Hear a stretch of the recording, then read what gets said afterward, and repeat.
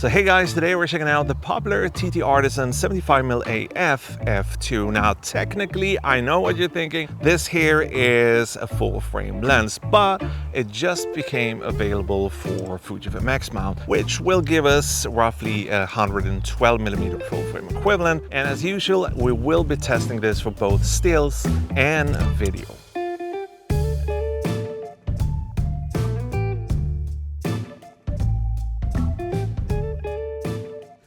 One thing I like about these TTArtisan lenses, apart from the price obviously, I think this one is around 199 bucks. Another thing I like is how they render texture. Have a little obligatory bourbon bottle set up here and just look at how it renders the texture in the bark and everything around it. It's very, very filmic. But if we stop it down to, let's say, 5.6 maybe, like so. Now all of a sudden it becomes more neutral, cleaner, crisper, but we're still getting a ton of texture and some of that almost 3D pop-like separation on our subject.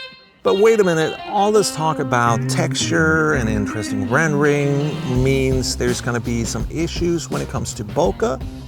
Not really. We got 9 aperture blades. Everything looks nice and creamy. There's nice fall off. There's a tiny bit of cutoff here on these bokeh balls, but this result, at least in my book, is more than satisfying. Let me know what you guys think about the bokeh, but I think it looks absolutely fine.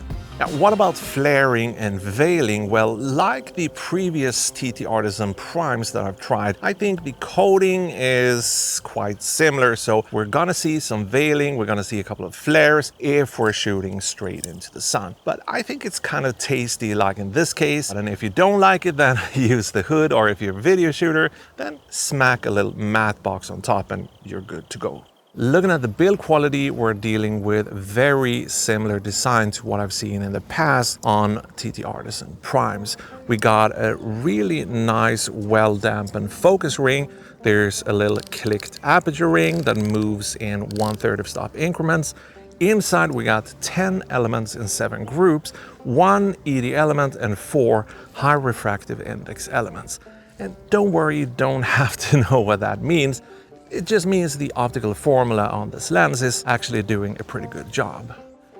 If you're a video shooter and you're worried about autofocus noise, the STM motor can actually be picked up by the camera's internal microphones.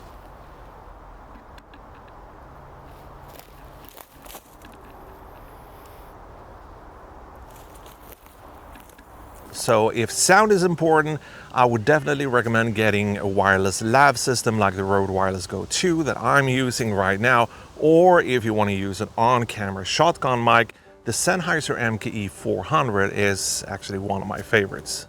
Looking at the autofocus, especially for video, I do feel like I've seen this before when I tested the TTArtisan 23 and 56mm lenses, also on Fujifilm. Now, keep in mind, this is Fujifilm and the autofocus isn't up to par with Sony, Nikon, and even Panasonic these days. So I don't know how to kind of report this. There is a tiny amount of focus breathing, but surprisingly less so than I remember from the 56mm, which is obviously a good sign. And we do get that rear lens cap with the USB-C port, so when there's new firmware updates, hopefully we're gonna see some further improvements here. But even if the autofocus for video isn't the best I've seen, when it comes to stills, it actually seems to be doing a pretty good job. Even at f2, it's holding up, and remember, these are shot with the Fujifilm X-T4, which got a very basic autofocus system. So if your main use case is going to be photography or stills, whatever you want to call it, then I think the autofocus will do a sufficient job. Now, what about handling and ergonomics? It is a full frame lens, but it's surprisingly small and compact, and I don't think it feels out of place or too big or bulky on an APS-C camera like the Fujifilm X-T4. And speaking of full frame, I haven't actually noticed any signs of vignetting, which is obviously a perk when you're using full frame lens on an APS-C sensor. You're kind of cropping out some of that problematic area. So no vignetting whatsoever, and I haven't actually seen any signs of distortion. Good morning, everybody. This here is a quirk that I came across related to manual focusing. Seems like the STM motor isn't running smooth or evenly across the entire range. Sometimes we get these little jumps where it's almost acting like autofocus when it snaps into place, but I'm in manual mode here on my Fujifilm X-T4, racking as slowly and as smoothly as I can. And we're still getting these little jumps. Maybe it's just my copy, or maybe this is something you can expect from all of these variants on the different mounts. I'm not sure, but yeah, something to keep in mind if you're planning on doing a lot of manual focusing. And sorry about my voice, it's very early.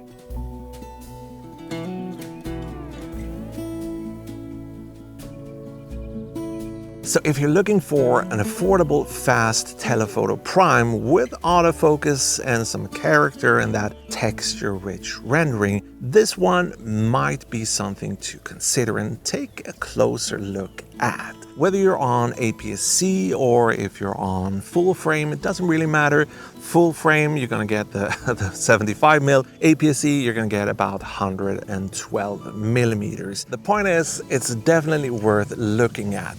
Now, video shooters might not be overjoyed about the video autofocus as is, but remember, we might see some improvements with future firmware updates.